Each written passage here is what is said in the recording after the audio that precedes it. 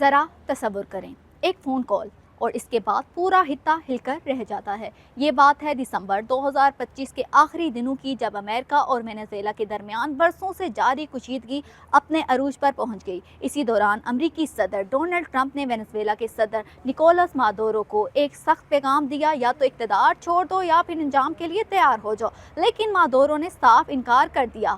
صرف ایک ہفتے بعد 2 جنوری 2026 کو امریکی بحری بیڑا وینزویلا کے ساحل کے قریب پہنچ گیا۔ امریکی حکام کا کہنا تھا کہ مادورو کو آخری موقع دیا گیا تھا کہ وہ خود مستعفی ہو جائیں، مگر انہوں نے مزاحمت کا راستہ چنا اور پھر آ گئی 3 جنوری 2026 کی صبح۔ کراکس شہر میں اچانک بجلی اور مواصلاتی نظام بند ہو گیا۔ اسی اندھیرے میں امریکی جنگی طیارے اور اسپیشل فورسز بیک وقت شہر میں داخل ہو گئی۔ صرف 2 گھنٹے اور 28 منٹ کے اندر نکولس مادورو اور ان کی اہلیہ سیلیا فلورس کو گرفتار کر لیا گیا۔ انہیں ہیلی کاپٹر کے ذریعے پہلے امریکی جنگی جہاز USS ایوو جیمی منتقل کیا گیا، پھر گوانٹانامو بے لے جایا گیا اور آخرکار نیو یارک پہنچا دیا گیا، جہاں ان پر نیرکو ٹیررزم اور کوکین سمگلنگ کے الزامات عائد کیے گئے تھے۔ اب یہاں دنیا 2 حصوں میں بٹ گئی ہے۔ ایک طرف ناقدین ہیں جو کہتے ہیں کہ یہ ایک خود مختار ملک کے صدر کا اغوا تھا اور بین الاقوامی قانون کی سنگین خلاف ورزی۔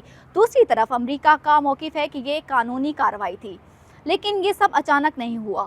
امریکہ کی مداخلت وینزویلا میں 2002 سے شروع ہوئی، جب واشنگٹن نے صدر ہیگو شاویز کے خلاف ایک ناکام بغاوت کی حمایت کی۔ بعد ازاں پابندیاں لگی، ہتھیاروں پر پابندی، اثاثے منجمد اور سفارتی تنہائی۔ سال 2013 میں شاویز کی وفات کے بعد مادورو صدر بنے، مگر معیشت پہلے ہی بحران کا شکار تھی۔ 2014 میں مہنگائی، ایشیائی خوردونوش کی قلت اور تیل کی آمدن میں کمی کے باعث ملک پھر احتجاج شروع ہو گیا۔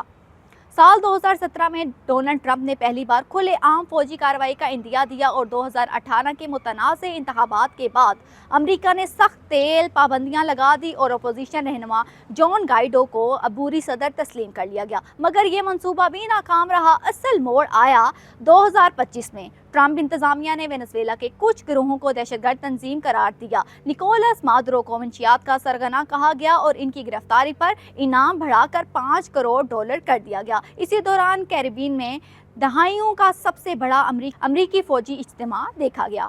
گرفتاری کے بعد ٹرمپ نے ایک نیا نظریہ پیش کیا جسے انہوں نے اپنا نام دیا۔ یہ دراصل 1823 کے مونرو ڈاکٹرائن کا نیا اور زیادہ سخت ورژن ہے، جس کے تحت امریکہ خود کو پورے براعظم امریکہ میں مداخلت کا حق دیتا ہے۔ حامی کہتے ہیں کہ اس سے امن آئے گا، ناقدین کہتے ہیں یہ عالمی قانون کو نظر انداز کرنے کا کھلا اعلان ہے۔ اب سوال صرف وینزویلا کا نہیں، سوال یہ ہے کہ کیا یہ ایک مثال بنے گی؟ ماہرین خبردار کر رہے ہیں کہ وینزویلا شاید صرف شروعات ہے۔